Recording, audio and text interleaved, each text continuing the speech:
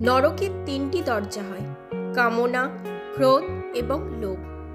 যখন কোনো ব্যক্তি তার লক্ষ্যকে প্রাপ্ত করে ফেলে, তখন তার জীবনের সব দুঃখ ঘুচে যায় এবং জীবনে নতুন আনন্দ ও খুশি ভরে ওঠে। যার কাছে সুখ, দুঃখ, মান ও অপমান সবই সমান, সেই একমাত্র সিদ্ধ পুরুষ। দুর্বলই কেবল ভাগ্যের দোষারোপ করে, আর বীর ভাগ্যকে অর্জন করে। স্বয়ং বিচার করুন।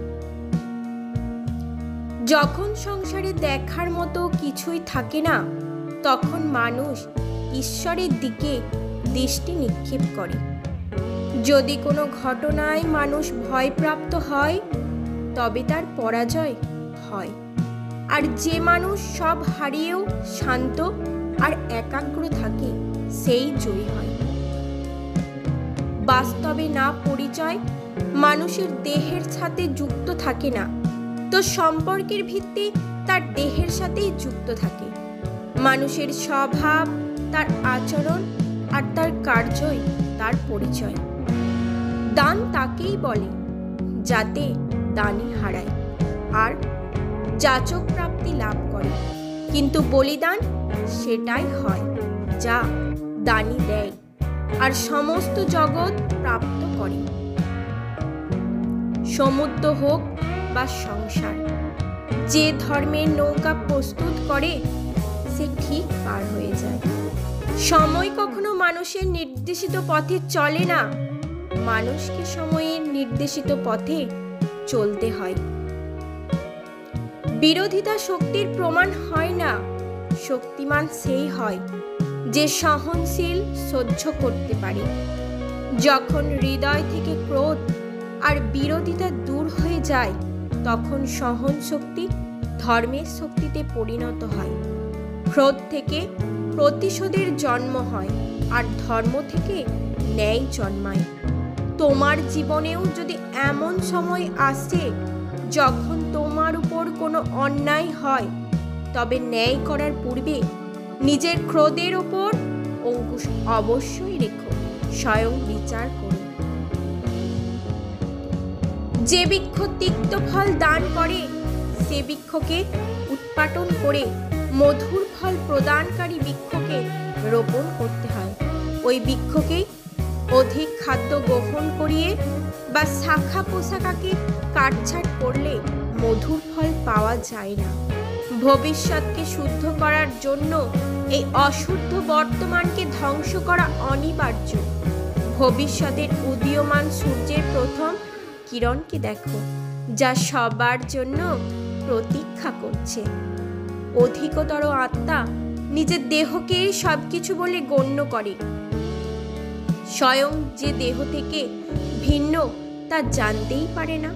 শরীরে যে দুঃখ, স্বাদ, গন্ধ আদির অনুভব হয়, তাকে নিজের অনুভবই মেনে নেয় আর পরিবর্তনের প্রয়াসই করে না। যে আত্মা পরিবর্তনের প্রচেষ্টাই করে না, নিরন্তর অধর্ম করে চলে, তাকে জাগ্রত করার জন্য দণ্ড দেওয়া অনিবার্য। তুমিও এটা জেনে নাও যে তুমিও কোনো শরীর নও, কেবলমাত্র এক আত্মা।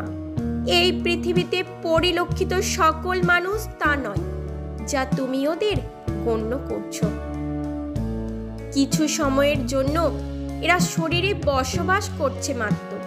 এদের শরীরের মৃত্যু হলে কিন্তু এরা সবাই অমর। সে পুনরায় নতুন শরীর ধারণ করবে। প্রেম উন্নতি দেয়, উচিত অনুচিতের জ্ঞানও দেয়। প্রেম আর মোহের মাঝে পার্থক্য থাকে।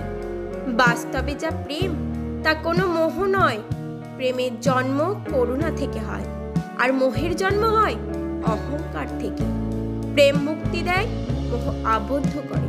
প্রেম ধর্ম আর মোহ অধর্ম। নির্ণয় নেওয়ার মুহূর্তে আমরা সর্বদাই অন্য কোনো ব্যক্তির উপদেশ, সূচনা, বঞ্চনা বা পরামর্শকে আধার করে থাকি, আর আমাদের ভবিষ্যতের আধার হয়ে থাকে আমাদের আজকের নেওয়া সিদ্ধান্ত। তাহলে কি আমাদের ভবিষ্যৎ অন্য ব্যক্তির পরামর্শ, অন্য কোনো ব্যক্তির দেওয়া উপদেশের ফল? তবে কি আমাদের সম্পূর্ণ জীবন অন্য কোনো ব্যক্তির বুদ্ধির পরিণাম? আমরা কি কখনো বিচার করেছি? সবাই জানে যে ভিন্ন ভিন্ন লোক এই পরিস্থিতিতে ভিন্ন ভিন্ন পরামর্শ দিয়ে থাকে। মন্দিরে দাঁড়ানো ভক্ত বলে দান করা উচিত, আর চোর বলে যদি সুযোগ পাওয়া যায় তবে ওই মূর্তির গয়না চুরি করা উচিত। ধার্মিক হৃদয় ধার্মিক উপদেশ দিয়ে থাকে, আর অধর্মভরা হৃদয় অধার্মিক পরামর্শ দেয়। এই ধর্মময় উপদেশ পরামর্শ স্বীকার করলে মানুষ সুখের দিকে যায়, কিন্তু এই রকম পরামর্শ স্বীকার করার আগে স্বয়ং নিজের হৃদয়কে ধর্মকে স্থাপন করা কি অনেক বেশি জরুরি নয়? স্বয়ং বিচার করুন। মানুষের সব সম্পর্কের আধারই হলো প্রত্যাশা। পতি কেমন হবে যে আমার জীবন সুখ আর সুবিধায় ভরে দেবে? পত্নী বা কেমন হবে যে সর্বদা আমার প্রতি সমর্পিত থাকবে? আর সন্তান সে কেমনই বা হবে যে আমার সেবা করবে, আমার আদেশ মেনে চলবে? মানুষ প্রেম তাকেই দিতে পারে যে তার প্রত্যাশা পূরণ করতে পারে, আর প্রত্যাশার নিয়তেই হচ্ছে ভঙ্গ হওয়া। কিভাবে? কারণ প্রবল ইচ্ছা থাকলেও কোনো মানুষ কারো সকল প্রত্যাশা পূর্ণ করতে পারে না, আর তার থেকেই জন্ম নেয় সংঘর্ষ। সকল সম্পর্ক সংঘর্ষে পরিবর্তিত হয়ে যায়। কিন্তু মানুষ যদি প্রত্যাশাকে সম্পর্কের আধার না বানায় আর স্বীকার করে যে কেবল সম্পর্কই মূল আধার, তবে কি জীবন আপনা থেকেই সুখ আর শান্তিতে ভরে যাবে না? স্বয়ং বিচার করে দেখুন। যখনই মানুষের জীবনে কোনো বিরূপ পরিস্থিতি আসে, মানুষ তখনই ঈশ্বরের কাছে প্রার্থনা করে, ঈশ্বরের সম্মুখে মিনতি করে যেন সে সেই পরিস্থিতি থেকে নিস্তার পেতে পারে। কিন্তু এই প্রার্থনার বাস্তবিক রূপ কেমন হয় সেটা কি আমরা কখনো বিবেচনা করেছি? প্রার্থনার অর্থ হলো নিজেদের সমস্ত আকাঙ্ক্ষা, সমস্ত চিন্তা, সমস্ত সংকল্প, সমস্ত পরিকল্পনা ঈশ্বরের চরণে দান করা। অর্থাৎ নিজের কর্মের ফল কি হবে সেই নিয়ে চিন্তা না করে ধর্মের অনুরূপ কর্ম করা, ঈশ্বরের পরিকল্পনাকেই নিয়তি বলে মেনে নেওয়া, সেটাই তো প্রার্থনা, তাই না? কিন্তু ঈশ্বরের সমস্ত পরিকল্পনা বোঝাটা সম্ভব কি? সেসব পরিকল্পনা তো আমাদের কর্মের পরিণাম স্বরূপ প্রকাশ পায় সর্বদা। কিন্তু যদি কেউ সব কর্মকেই ত্যাগ করে, সেটা কি প্রকৃত প্রার্থনা? বাস্তবে কর্মই জীবন, আর ফলের প্রতি মোহ না করাই সত্যিকারের প্রার্থনা। যে প্রার্থনা কর্মের পথে বাধা হয়ে দাঁড়ায়, মানুষকে কার্যই করতে দেয় না, সেই প্রার্থনা নাকি পরাজয়? স্বয়ং বিচার করুন।